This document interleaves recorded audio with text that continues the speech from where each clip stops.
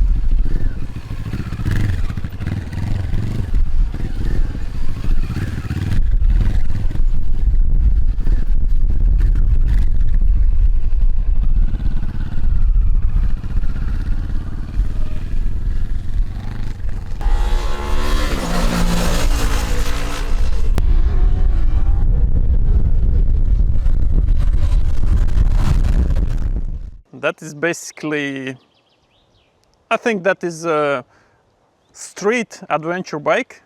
Why street? Because it's got 19-inch wheel front and 70-inch rear.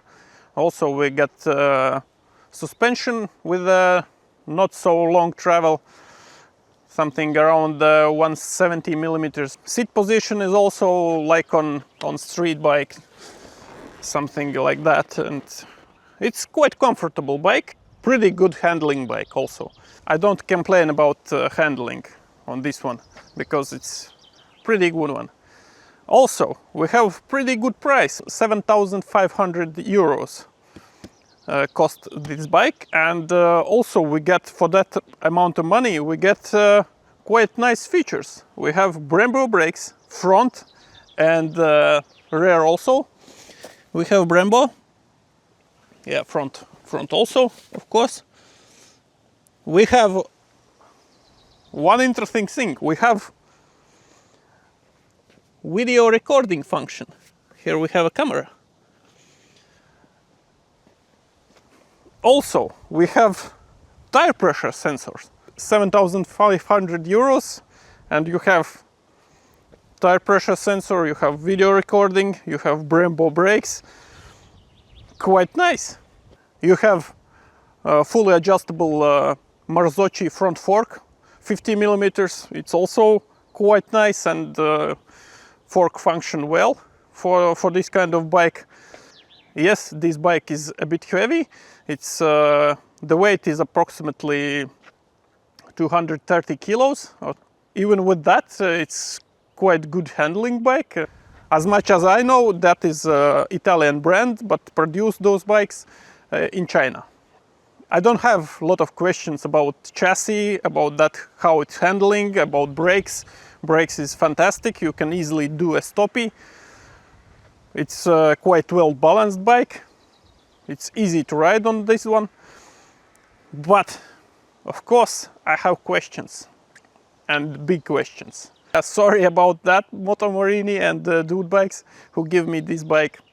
I must say that. And I have a question about engine.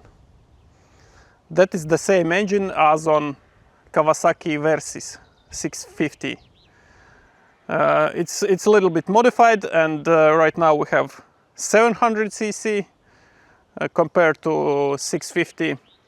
Earlier models, X-Cape models, also got 650cc. And what can I say about this engine?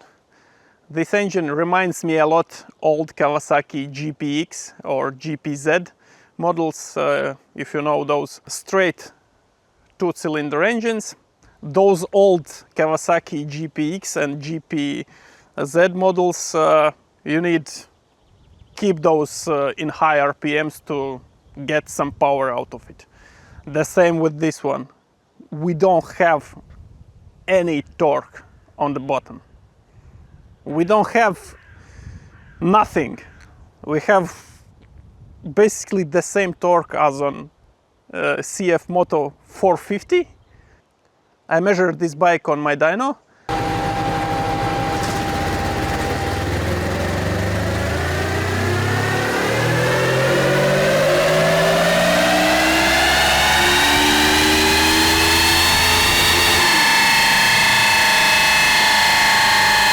And here is the results. As you can see, we have some really bad torque on the bottom, and torque curve is also not so smooth as I want it. And to compare, here is MT450 CF Moto power curve. As you can see, the torque at the bottom, somewhere around 2,000–3,000 RPMs, it's the same. 450cc and 700cc got the same power and torque. It's incredible how you can get out of 700cc the same power as on 450. That CF Moto 450, it's also straight two-cylinder engine. But you got a little bit more torque on 450 than on 700. Overall, I like this bike, how it looks, how it's handled, and yeah, how it's built. Overall, it's quite nice built bike overall. If not this engine. This engine ruined everything. And I will hope this score table can help you some way. And yeah, maybe you can write down below what is most important for you from this score table. And we will continue to searching some best price performance adventure bike. Thank you for watching, subscribe this channel, and see you next time. Bye.